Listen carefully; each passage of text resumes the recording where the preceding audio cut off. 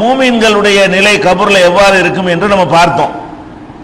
மூமினாக இல்லாதவங்களுடைய நிலைமை என்ன என்பதை நம்ம அடுத்து பார்க்க இருக்கிறோம்.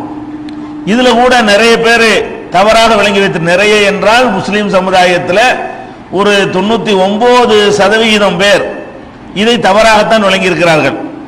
அதாவது மறுமையில உள்ள நிலைமைங்கிறது வேற, கபர்ல உள்ள நிலைமைங்கிறது வேறங்கிறது நிறைய பேருக்கு விளங்கல. எப்படின்னு கேட்டா, நியாய தீர்ப்பு நாளைக்கு பிறகு அது 2-3 விதமான தீர்ப்புகளுக்கு மனிதன் உள்ளாக்கப்படுறான். இறை நிராகரிப்பாளர்கள், இணை கற்பித்தவர்கள், இவங்களுக்கெல்லாம் என்ன பண்ணு, நிரந்தரமான நரகம் அனுப்பி விட்டுருவான். நரகம்னா நரகம் தான். மற்றவங்களை மூமின்களை பொறுத்த வரைக்கும் அவங்களுக்கு ரெண்டு தீர்ப்பு இருக்கிறது. சில பேர் எடுத்தடுப்புல சொர்க்கத்துக்கு அனுப்பிடுவான், சில பேர் நரகத்துக்கு அனுப்புவான், அப்புறமே சொர்க்கத்துக்கு அனுப்புவான். அப்ப காபிர்களை பொறுத்த வரைக்கும் அவங்க நரகம்னா நரகம் தான். மூமின்களை பொறுத்த வரைக்கும் அவங்க நரகத்துக்கும் கொஞ்சம் பேர் போவாங்க, கொஞ்சம் பேர் சொர்க்கத்துக்கும் போவாங்க. சொர்க்கத்துக்கு போறவங்க சொர்க்கத்துல இருப்பாங்க. மூமின் ஈமான் இருந்து நரகத்துக்கு அனுப்பப்பட்டாங்களே அவங்கள பொறுத்த வரைக்கும் அதிலே கிடக்க மாட்டாங்க. அவங்க எந்த அளவுக்கு தண்டிக்க வேண்டும் என்று அல்லாஹ் நினைக்கிறானோ அவ்வளவு தண்டிச்ச பிறகு சில பேர் புரிஞ்சுக்கிறதுக்காக, சில பேருக்கு 6 மாசம், சில பேருக்கு 1 வருஷம், சில பேருக்கு 10 வருஷம், இப்படி கணக்கு இருக்குல்ல. இந்த மாதிரி தண்டனை கொடுக்கிற மாதிரி அல்லாஹ் நாடிய அளவுக்கு என்ன செய்வான், ஒவ்வொரு ஆளுக்கும் ஒரு ஜட்ஜ்மெண்ட் பண்ணி அப்புறம் தூக்கி சொர்க்கத்துக்கு அனுப்பிடுவான். போதும் போ, அல்லாஹ் நம்புனீல, இன்னும் தப்பு செஞ்சிருக்கிற, அதுக்கு உள்ள தண்டனை போதும், போ சொர்க்கத்துக்குன்னு சொல்லி கடைசியா கடுகளவு அந்த ஈமான், அல்லாஹ் ஒருத்தன் இருக்கிறான், சிறுக்கு வைக்காம ரசூலுல்லாஹ் இருக்கிறாங்க, மர்மம் இருக்குன்னு நம்பினானையானால் ஒருத்தன் கூட நரகத்துல கிடக்க மாட்டான். கடைசியா சொர்க்கத்துக்கு வந்துருவான். அப்படிங்கிறது மறுமை நிலைமை. அதை நம்ம பின்னாடி விளக்குவோம். ஆனால் கபரை பொறுத்த வரைக்கும் 2 நிலை தான், மூமின் காபிர், அவ்வளவுதானே தவிர மூமின்களை 2ஆ பிரிச்சு அவங்களுக்கு நரகத்துக்கு கொடுத்துட்டு அப்புறமேல சொர்க்கத்துக்கு அனுப்புறதுங்கிற மேட்டர்லாம் கிடையவே கிடையாது. அதனால நீங்க கபர் விஷயத்தை பார்த்தீங்கன்னு சொன்னா எல்லா ஹதீஸ்லையும் மூமின் இப்படி காபிர் இப்படின்னு தான் வரும்.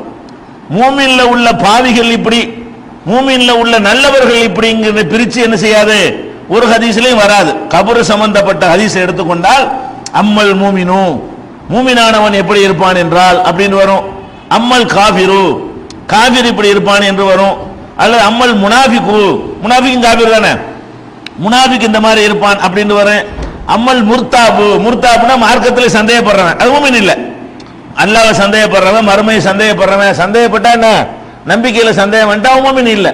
அப்ப ஹதீசுகள்ல கபூர் சம்பந்தமா வரக்கூடிய எந்த ஹதீசுகளை நம்ம பார்த்தாலும் மறுமையில் அல்லாஹ் 3ஆ ஃபில்டர் பண்றானே, மூமினை 2ஆ பிரிக்கிறானே. மூமின்கள்ல ஃபர்ஸ்ட் எடுப்புல சொர்க்கத்துக்கு போகக்கூடியவர்கள், கொஞ்சம் தண்டனை அனுபவிச்சுட்டு சொர்க்கத்துக்கு போகக்கூடியவர்கள் 2ஆ பிரிக்கிறானே. இந்த பிரிவினை இங்க கிடையாது. கபரை பொறுத்த வரைக்கும் கொஸ்டின் கூட அமல்களை பத்தி கிடையாது. 3 கொஸ்டின் தான் நீங்க பார்த்துட்டீங்க. கபர்களை பொறுத்த வரைக்கும் சில பேர் அப்படிலாம் சொல்லுவாங்க, கபர்ல தொழுகை பத்தி கேட்பான், நோம்பு பத்தி கேட்பான், அசர் தொழுகை விட்டதுக்கா லோஹர் விட்டதுக்கா அசர் வரைக்கும் தண்டிக்கப்படுவான், அசரை விட்டதுக்கா மகரிபு வரைக்கும் தண்டிக்கப்படுவான் என்கிற மாதிரி எல்லாம் பரவலாக சொல்றாங்க. அப்படி எல்லாம் ஒரு ஹதீஸுமே கிடையாது. ஹதீஸ்ல கொஸ்டினே எதுக்கு தான், உன்னுடைய ரப்பு யார், இவன் ஈமான் சம்பந்தப்பட்டது. அதாவது என்ன தப்பு செஞ்சாலும் சரி, ஈமான்ல கரெக்டா இருந்தியா அது தனி, நீ வேற. ஈமானே உனக்கு இல்லையா நீ வேற. அப்படி 2 தான் நல்லா பிரிக்கிறானே தவிர நரகத்துக்கு போயிட்டு சொர்க்கத்துக்கு வர்றவனா இருந்தாலும் கபரை பொறுத்த வரைக்கும் அவன் லாத்ரி எனக்கு தெரியாதுன்னு சொல்ல மாட்டான். என்னது மன் ரப்புக்கான்னு கேட்டா ஐயோ எனக்கு தெரியாதுன்னு சொல்ல மாட்டான், இறைவன் தான் என்னுடைய ரப்புன்னு சொல்லிடுவான். ரசூல் ஸல்லல்லாஹு அலைஹி வஸல்லம் மதிச்சு ஈமான்ல இருந்து சில தப்புகள் பண்ணிட்டு இருக்கான்னு வைங்க, அவனு யாருப்பா இவருன்னு கேட்டா எங்களுடைய வழிகாட்டி ரசூல்னு சொல்லிடுவான். அப்ப தீனை பத்தி கேட்டாலும் இஸ்லாம்னு கரெக்டா என்ன செய்வான், பதில சொல்லுவான். அப்ப அந்த கேள்விகளை நீங்க பாத்தீங்கன்னா, நீ ஏன் வட்டி வாங்கின, வட்டிக்கு நிரந்தர நரகம்னு வைங்க, அல்ல நீ ஏன் மோசடி செஞ்ச, நீ அவனை அடிச்ச, இவனை மிதிச்சேன்னு கேள்விலாம் அங்க வருமானு வராது. அதுக்கு தனியா எல்லாம் வச்சிருக்கான். எல்லாம் கபூர்ல அடிப்படை மட்டும் என்ன, பேசிக் சரியா இருக்கான்னு மட்டும்தான். கபூர்ல எது செக் பண்ணப்படும் கேட்டா, நீ தொழுவாம போ, நோம்பு வைக்காம போ, ஜக்காத்தை கொடுக்காம போ, அல்லாஹ் ஒருத்தன் நம்புனியா, அதே மாதிரி ரசூலுல்லாஹ்வை நம்புனியா, இஸ்லாம் தான் வாழ்க்கை நெறின்னு நம்பிக்கை வச்சியா, அதுக்கு மட்டும் பதில் சொல்லிட்டியா தூங்கு பேசாம. இந்த பாரு உனக்கு இது முதல்ல இது கிடைக்கும், அப்புறம் அது கிடைக்கும், 2ஐயும் காட்டி விட்டுவான்ல. அவனுக்கு என்ன செய்வான், இந்த பாரு முதல்ல உனக்கு இது கிடைக்கும், இதுக்கப்புறம் நீ அதுக்கு போயிருவ அப்படின்னு சொல்லி கொஞ்சம் நாளாக அனுபவிச்சுட்டு போனா கூட அவனுக்கு என்ன செய்வான் அல்ல, அதை காட்டி விட்டுருவான். அதனால இது இந்த அடிப்படையை நம்ம விளங்கிக்கிறேன்னு ஹதீஸ்ல பூரா எடுத்து பாருங்க, இப்படி வரும்.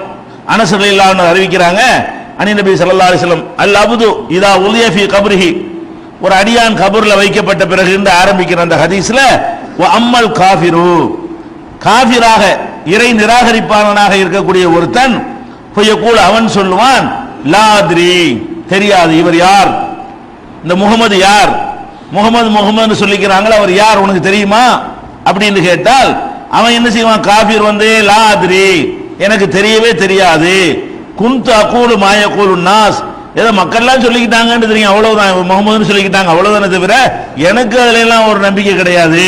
இவரை பத்தி மக்கள் பேசிக்கிட்டாங்க, ப்ராஃபட்னாங்க, நபிகள் நாயகன்டாங்க, முகமது அவளுக்கு கேள்விப்பட்டிருப்பாங்கல்ல, அதுதான் எனக்கு தெரியுமே தவிர எனக்கு நம்பிக்கையெல்லாம் கிடையாதுன்னு சொல்லி அவன் என்ன செய்வான், காஃபிராக இருக்கக்கூடியவன் அவன் சொல்லிடுவான். இப்படித்தான் ஹதீஸ்கள்ல வருது. சொன்ன உடனே சும்மா யுலரபு பி மித்ரகத்தின் மின் ஹதீதின், இரும்பு சம்மட்டியால் அவன் அடிக்கப்படுவான். இது சொன்ன உடனே, இந்த கொஸ்டின் கேட்ட உடனே இரும்பு சம்பட்டியால் அடிக்கப்படுவான்.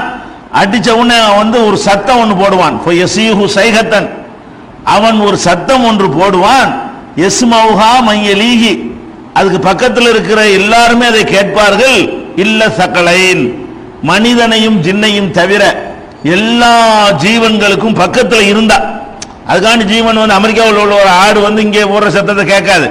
அந்த கபிரஸ்தான் கிட்ட நின்றுகிட்டு இருக்கிற ஒரு ஆடா இருந்தா என்ன செய்யும், மாடா இருந்தா அதுக்கு விளங்கும். அந்த பக்கத்தில் இருக்கக்கூடிய எல்லா ஜீவன்களுக்கும் அது விளங்கும். இல்ல சகலைன், மனிதனையும் ஜின்னையும் தவிர என்று நபிகள் நாயகம் ஸல்லல்லாஹு அலைஹி வஸல்லம் சொல்றாங்க. இது புகாரில 1338, 1374 இதுல எல்லாம் இடம்பெற்றிருக்கிறத பார்க்கிறோம். அதே மாதிரி அந்த ஏற்கனவே ஒரு பெரிய ஹதீஸ் சொன்னோம், அபூதாவுதுல ஹதீஸ் சொன்னோம். அதுல என்ன வருதுன்னு கேட்டா அம்மல் காஃபிரு, அதுல வேற மாதிரி வருது. காஃபிர் அதாவது இறைவனை மறுக்கக்கூடியவராக இருப்பாரேயானால் அவரை எழுப்பி ஒத்துஆது ரூஹுஹு ஃபீ ஜஸதிஹி, அவனுடைய உடலுக்குள் அந்த உயிர் திரும்ப வழங்கப்பட்டு வயஅதீஹி மலக்கானி, 2 மலக்குகள் அவனிடத்தில் வருவார்கள். முன்கர் நக்கீர் என்ற 2 மலக்குகள் வருவார்கள். ஃபயுஜ்லிசானிஹி, அவனை எழுப்பி உட்கார வைப்பார்கள். ஃபயகூலானி லஹு மர் ரப்புக, உன் இறைவன் யார் என்று கேட்பார்கள். கேட்டவுடனே ஃபயகூலு ஹா ஹா லா அத்ரி, ஐயோ எனக்கு தெரியாதே, ரப்பு யாருன்னு கேட்டா இங்க உலகத்தில் ஏத்துக்கிட்டு இருந்தா தெரியும், நம்பாம இருந்தான்ல, அது எனக்கு தெரியாது அப்படின்னு சொல்லிடுவான். அதுக்கப்புறம் ஃபயகூலானி மா தீனுக, உன்னுடைய மார்க்கம் என்ன என்று கேட்பார்கள். ஃபயகூலு ஹா ஹா லா அத்ரி, தெரியாது எனக்கு, அது தெரியும், என்ன மார்க்கம்னு தெரியாது, என்ன பதில் சொல்றேன்னு தெரியாதுன்றான். ஃபயகூலானி மா ஹாதர் ரஜுலுல்லதி புய்ஸ ஃபீக்கும், உங்களுக்கு ஒருத்தர் அனுப்பப்பட்டாரே அவர் யாரு, இவரை பத்தி என்ன சொல்ற அப்படின்னு சொல்லி அவருக்குள்ள தூதர்கள் இருப்பாங்கல்ல, அதை சொல்லி அல்லாஹ் கேட்குவான். அப்ப என்ன செய்வான், ஃபயகூலு ஹா ஹா லா அத்ரி, எனக்கு தெரியாது என்று சொல்லுவான். அப்ப யுனாதி முனாதி மினசமா, வானுலகத்திலிருந்து ஒரு ஓசை, ஒரு சத்தம் ஒன்று வரும். அன்கதப, இவன் பொய் சொல்றான், இவர் தெரியாதுங்கிறான், இவருக்கு கண்டிப்பா தெரியும், இவரை பத்தி கேள்விப்பட்டிருந்தான், நம்பத்தான் இல்லையே தவிர இவரை தெரியாதுங்கிறது பொய்யுவேன் அப்படின்னு சொல்லி அங்க ஒரு சத்தம் ஒன்று வருமா. சொல்லிட்டு ஃபஅஃப்ரிஷூஹு மினன் நார், நரகத்தின் விரிப்பை விரியுங்கள். வஅல்பிஸூஹு மினன் நார், நெருப்பாலான ஆடையை அவனுக்கு அணிவியுங்கள். வஃப்தஹு லஹு பாபன் இலன் நார், நரகத்தை நோக்கி ஒரு வாசலை திறந்து வையுங்கள், இங்க இருந்து பார்க்கணும் அப்படின்னு சொல்லி அல்லாஹ் சொல்லுவான். ஃபயஅதீஹி மின் ஹர்ரிஹா வ சமுமிஹா, அதனுடைய வெப்பமும் அதனுடைய கேடுகளும் அங்கிருந்து இவனுக்கு வரும். இவன் அணிஞ்சிருக்கிறது விரிப்பும் நரக விரிப்பு, நெருப்பு விரிப்பு, போட்டிருக்கிற சட்டையும் நெருப்பாலான ட்ரெஸ்ஸா போயிடும். அதுக்கப்புறம் நரகத்தை வேற எப்படி பார்த்தா நரகம் தெரியும் கண்ணுக்கு முன்னாடி, அங்கிருந்து வெப்பங்கள்லாம் வர ஆரம்பிக்கும் என்று கெட்ட ஆளுகளுக்கு. இது மாதிரியான ஒரு நிலையில இவன் இருக்கும் பொழுது அப்ப எப்படி உகது போறல அவன் இதை கேட்டுட்டு இருப்பான். அவன் நெருப்புல ஒரு ஆளை படுக்கப்பட்ட என்ன செய்வான், ஒரு ஆளுக்கு நெருப்புனாலேயே ஒரு சட்டையை ரெடி பண்ணி, நெருப்புனாலேயே ஒரு பாய் தலவாணிலாம் தயார் பண்ணி, நெருப்பு கங்குன்னு வைங்களேன், நெருப்பு கங்குனாலே தயாரிச்சு அதுல படுக்க போட்ட உடனே எவனாவது யாராவது நம்ம கூப்பிட்டா அவனுக்கு விளங்குமா, பூமிக்கு உள்ள வேணா வெளியில, பூமிக்கு வெளியிலே போட்டுக்கிட்டு அதுல போட்ட துடிக்க செய்வான். அவன் என்ன செய்வான், துடிச்சு அலறுவான், பரலும், அதுதான் அலறான். ஏதாவது ஜின்களை, மனிதனை ஜின்னை தவிர எல்லாரும் கேட்கிற அளவுக்கு அவன்கிட்ட என்ன செய்யும், சத்தமும் கூச்சல் போட்டுக்கிட்டு இருப்பான். நம்ம கூச்சல் போட்டால் நம்மளை யாரா கூப்பிடுறது விளங்குமா, சும்மா கூச்சலா, போட்டுக்கிற சட்டையே நெருப்பா இருக்குது, கீழே நெருப்பா இருக்குது, நரகத்திலிருந்து அங்க இருந்து வேற வெக்க வேற வந்துகிட்டு இருக்கிறது. அது மாதிரி ஒரு பரிசக உலகத்தில் இருந்துகிட்டு இருக்கும் பொழுது கூப்பிட்டா விளங்குமா? அல்லாஹ்வுடைய ரசூலுக்காக சிறப்பாக அல்லாஹ் நினைச்சிருக்கிறான். அந்த பத்ர் சம்பவத்தில் கேட்க வச்சிருக்கிறான். இதுதான் பொதுவானவர்களுடைய நிலைமை. இது ரூல். இது ஒரு அடியான் வைக்கப்பட்டால் என்ன நடக்கும் என்று ஒரு ரூல் சட்டமாக இது சொல்லப்படுகிறது. அதே மாதிரி பிறகு கபருகு, அவனுடைய கபர் வந்து அவனுக்கு நெருக்கடியாக்கும். கபர்னா மண்ணு இல்ல, எந்த இடத்துல எல்லாம் வச்சு கேட்கிறானோ அதுல நல்ல இறுக்கத்தை அவன் ஏற்படுத்துவான். பிறகு சும்மா கையவல்கு ஆமா அபுக்கமு, குருட்டுத்தன்மை உடைய செவிட்டுத்தன்மை உடைய ஒருவர் அவனுக்கு சாட்டப்படுவார். மாஹு மிஸ்ரபத்து மின் ஹதீத், இரும்பு சம்மட்டியை வேற வைத்திருப்பார். அவனுக்குரிய தண்டனை லவ் உரிபபிஹா ஜபலுன், ஒரு மலையில் அந்த சம்மட்டியால் அடித்தால் லசார துராபன், மண்ணாயிரும். ஒரு சம்மட்டி ஒன்று வச்சிருப்பாரு, வச்சிருக்கிற ஆளும் வழக்கு வளமான ஆளு, அவர் ஒரு குருடராகவும் ஊமையாக வர இருப்பாராம், பேச மாட்டாரு. பேசினா பேச்சு அவனுக்கு வந்து அது வந்து ஒரு நெருக்கத்தை உண்டாக்கிருங்கிறதுனால வாய் திறந்து அவர் பேச மாட்டாரு. அது மாதிரியாக இருந்து கொண்டு ஒரு அடி அடிச்சாருன்னு சொன்னா அது வந்து மலைகள் கூட மண்ணாக ஆகிவிடும். அதை கொண்டு ஒரு அடி கடுமையாக அடிப்பார். யஸ்மௌஹா மாபைனல் மஷ்ரிக் வல் மக்ரிப், மஷ்ரிக்குக்கும் கிழக்குக்கும் மேற்குக்கும் இடையே உள்ள அது வாங்க இருக்குது. இதுல கிழக்குக்கும் மேற்குக்கும் உள்ள எல்லாரும் கேட்பார்கள். இல்ல சக்கலைனி, அந்த மனிதனையும் ஜின்களையும் தவிர அனைவரும் கேட்பார்கள். அப்புறமேலே போய் சீரு துராபன், மண்ணாக மாறி சும்மா துவாது ரூஹு, மறுபடி ரூஹ கொடுக்கப்படும். ஒரு அட்டி அடிச்சவன் அப்படி சட்னி ஆயிடுவான், மறுபடி உண்டாக்கி மறுபடி இப்படி அவனுக்கு கொடுக்கப்பட்டுக்கிட்டே இருக்கும். இதெல்லாம் எதுக்கு தான்? அடிப்படை நம்பிக்கைக்கு தான், அமல்கள் பத்தி கிடையாது. கபருக்குள்ள என்ன கிடையாது? அமல்களை பத்தி விஷயம் கிடையாது. காஃபிர்னு வர்றது அல்லாஹ்வை நம்பாம நம்பிக்கை இல்லாம அல்லாஹ்வுக்குள்ள மறுமையாவது சொர்க்கமாவது நரகமாவது முகமதாவது தீனாவது இஸ்லாமாவது இப்படிங்கிற மாதிரி இஸ்லாத்துல பிறந்து ஒருத்தன் வாழ்க்கை நடந்திருந்தாலும் சரி, அல்லது அல்லாஹ்வை நம்புறோம்னு சொல்லிட்டு சிறுக்கு வைக்கிறானே அவன்லாம் கூட இந்த கணக்குல வரமாட்டான். நம்ம கணக்குல தான் முஸ்லீம் சொல்லிக்கிறோம். முஸ்லீம் குடும்பத்தில் பிறந்தவன்லாம் முஸ்லீம் ஆயிட முடியாது. இங்க பிறந்துட்டு அபூஜைகளுடைய கொள்கை அவன் கொள்கையா வச்சிருந்தான்னு வைங்க, நான் ஒரு ஆண்டவர் அப்துல் கார் ஜிலானின்னா ஊருக்கெல்லாம் பதில் வராதுங்க. ஊதான் அல்லாஹ்வுடைய கணக்கில் அங்க போயிருவாங்களே. அபூஜைகள் கொள்கை உடையவங்க எல்லாம் வரமாட்டாங்க. ஈம நம்பிக்கை அல்லாஹ் ஒருத்தன் தான், அவனை தவிர ஒண்ணு கிடையாது. வணக்க வழிபாடுல குறை செய்யறி அதுக்குள்ள அங்க இருக்கு தனியா. மறுமையில ஜட்ஜ்மெண்ட்டுக்கு பிறகு அதெல்லாம் என்ன இருக்கு தனியா, அதுக்கு பனிஷ்மெண்ட் இருக்குது. ஆனால் கபரை பொறுத்த வரைக்கும் இது கரெக்டா இருக்கணும், ஈமான்ங்கிற மட்டும் கரெக்டா இருக்கணும் என்பதை நம்ம இது பார்க்கிறோம். இது அபூதாவுதுல 4127வது ஹதீஸாக இடம்பெற்றிருக்கிறது.